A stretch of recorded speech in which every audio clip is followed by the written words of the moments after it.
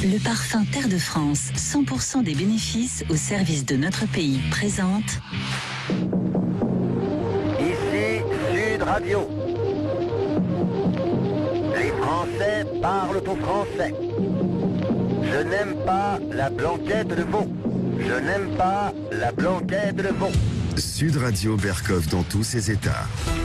Et nous sommes toujours avec Alexandre Delval, co-auteur avec Jacques Sopelsa de La mondialisation dangereuse, paru chez L'Artilleur. Et effectivement, on parlait de cette formidable route, d'ailleurs, route des migrants, et dans laquelle, effectivement, a été empruntée par un certain nombre de djihadistes, de terroristes déguisés en migrants. C'est bien le cas de le dire. On a vu depuis des années le Washington Post, le Parisien, qui ne sont pas des journaux spécialement complotistes, qui retracent le parcours des commandos de Daesh de la Syrie vers l'Europe. Les 2 Irakiens morts au Stade de France, les 2 individus arrêtés en Autriche, faute d'avoir pu rejoindre Paris, ils ont tous emprunté la route des migrants en octobre 2015, etc., etc.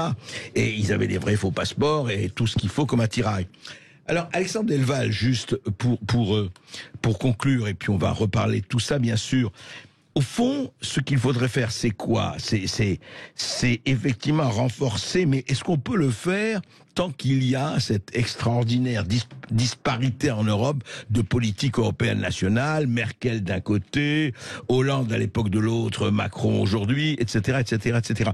Est-ce que c'est envisageable ou c'est soit la maison de passe, soit la raquette où il y a que des trous, soit qu'est-ce qu'on peut faire ?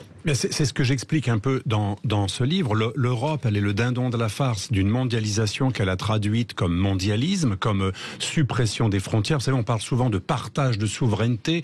La souveraineté, c'est quelque chose de pas très joli. Il faut la partager, il faut l'édulcorer. Alors qu'en fait, soit l'Europe devient une vraie souveraineté supranationale et elle a une politique de puissance et elle a une véritable politique de contrôle de ses frontières et elle a les moyens.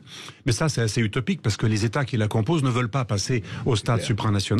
Soit, comme le prévoit d'ailleurs Schengen, il y a des articles d'exception, on peut, par rapport à l'exception au risque, par rapport à la menace terroriste, pour des raisons sécuritaires, on peut diminuer un petit peu l'ouverture permise à l'intérieur des frontières de Schengen et on peut renforcer, rétablir, momentanément ou plus longtemps, les frontières nationales, beaucoup mieux contrôlées. Moi, je voyage régulièrement. Je peux vous assurer que ce que je vous dis, c'est vraiment un témoignage personnel. Oui. Je vais dans au moins 4 pays européens pratiquement tous les mois en permanence. Le seul pays où j'entre dans une passoire, où je n'ai aucun contrôle, ni santé, Covid, ni juste un contrôle, même pas toujours de contrôle d'identité, c'est la France. Quand j'arrive en France, c'est une... Tous les autres, vous êtes Par contre, pour aller en Italie et pour aller en Espagne, alors en Espagne c'est le plus compliqué, on remplit tout un formulaire, ça dure 15 minutes, en plus du test que l'on doit avoir, ou du pass sanitaire, et en plus du contrôle d'identité. La France est une passoire, et elle l'a toujours été, et c'est une question de principe, cette lecture mondialiste, universaliste de la République qui remplacerait la France. On serait juste une idée. La France, c'est une idée. Par principe, elle devrait s'ouvrir. On l'a payé avec un des plus grands nombres de morts pour le Covid, parce que le Covid, il a été combattu en Asie par la fermeture des frontières. Les frontières, ça protège. La nouvelle mode, c'est de dire les frontières, c'est indécent. Les murs, c'est les murs de la honte. Ben, parfois, un mur ou une frontière, ça peut protéger. Et ça, il faut relire Régis Debray. Régis Debray, qui est pourtant un homme qui vient du progressisme, qui devrait plaire même à Mélenchon, mais il fait l'éloge des frontières. Donc arrêtons de dire que les frontières c'est le nazisme ou les frontières c'est le nationalisme ou le repli. Oui, autre question, Alexandre Delval, on dit toujours, mais on l'a encore dit dans cette polémique entre Hollande, Zemmour et autres, on a dit oui, mais vous comprenez, quand même, tous ces terroristes sont des Français.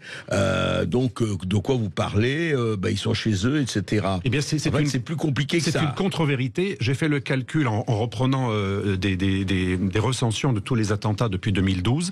Depuis 2012, 92,5% des terroristes qui sont passés à l'acte, je parle pas de ceux qui auraient voulu, 92,5% sont soit des étrangers à 40%, soit des Français qui ont également une autre nationalité, en général marocaine, tunisienne ou algérienne, et aussi quelques cas de Turcs et quelques réfugiés tchétchènes ou pakistanais ou demandeurs d'asile. C'est-à-dire qu'en fait, le vrai chiffre, c'est 92%, un peu plus, 4,5%, d'origine étrangère ou étranger, mais effectivement, ce serait indécent, comme on nous dit, de qualifier d'étranger quelqu'un qui serait français et qui serait juste d'origine lointaine. Là, je parle de gens qui sont quand même en partie étrangers, puisqu'ils sont soit étrangers, soit binationaux.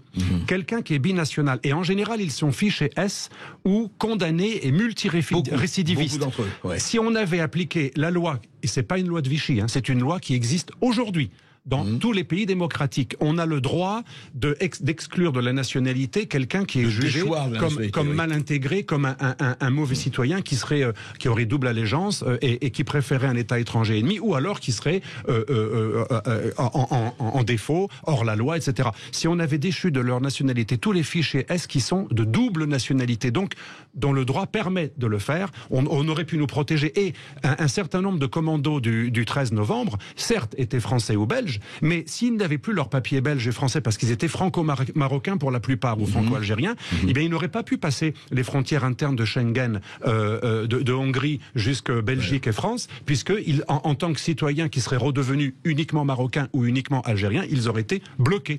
Et donc on voit bien que si la sécurité des Français et des Européens primait, on n'aurait pas dépénalisé, ce qui est très grave, l'immigration clandestine. Depuis quelques années, l'Europe a obligé les États membres à revenir sur des lois tout à fait démocratiques qui existent. La Commission européenne, l'Union européenne. L'Union européenne et le Conseil de l'Europe et aussi l'ONU, toutes ces grandes organisations internationales ou européennes, nous poussent depuis des années à dépénaliser la migration clandestine, et même ceux qui aident les clandestins, même eux aujourd'hui, on l'a vu avec le cas du fameux fermier niçois, des Alpes-Maritimes, il y a une dépénalisation générale. Donc c'est une véritable passoire, c'est un appel d'air, c'est une impunité, c'est un laxisme qui fait le jeu, il faut quand même le répéter, des passeurs. Pour vous donner un exemple du lien entre les différents paramètres, le plus grand passeur en Libye, Belhadj, c'est également le gouverneur militaire de Tripoli et c'est l'ancien créateur du groupe libyen d'Al-Qaïda. Cet homme a gagné 2 milliards d'euros dans le trafic de migrants. Donc, quand on nous dit qu'il faut séparer les thèmes, tout n'est pas lié. Si, en médecine holistique, on voit que tout est lié pour le corps humain. C'est pareil en géopolitique. C'est le conflit d'intérêts, on se fait un fric fou. D'ailleurs, aujourd'hui, juste écoutez Sandrine Rousseau, vous savez, la candidate écologique qui a été battue par Yannick Jadot. Mais d'ailleurs, on ne parle plus qu'Yannick Jadot, on ne parle plus que de Sandrine Rousseau, parce que tous les jours, elle nous sort une perle, et notamment celle-ci à propos du Bélarus et de ce qui se passe aux frontières polonaises. L'Union européenne doit ouvrir ses frontières à ces personnes, et que c'est la meilleure manière finalement de ne pas de prendre la Biélorussie à son jeu. C'est la meilleure manière de ne pas leur donner la possibilité d'agir sur l'Europe en fait et de déstabiliser la frontière. Voilà. Comment effectivement piéger le Bélarus en accueillant tous les migrants. C'est l'inverse qui est vrai, parce que vous savez que Loukachenko, au départ, il avait visé les pays baltes, notamment la Lituanie. Or, il y a eu un front total en Lituanie, y compris d'une responsable politique militante LGBT et plutôt progressiste. Tout le monde a fait front pour dire on est un trop petit pays, on peut pas se permettre et on bloque totalement. Et bien, c'est pour ça que Loukachenko a plutôt préféré la Pologne, parce qu'il y a une polémique en Pologne avec les pressions européennes et les sanctions européennes. Et il y a une opposition polonaise qui commence à être pro-migrante et qui est travaillée par la Commission européenne.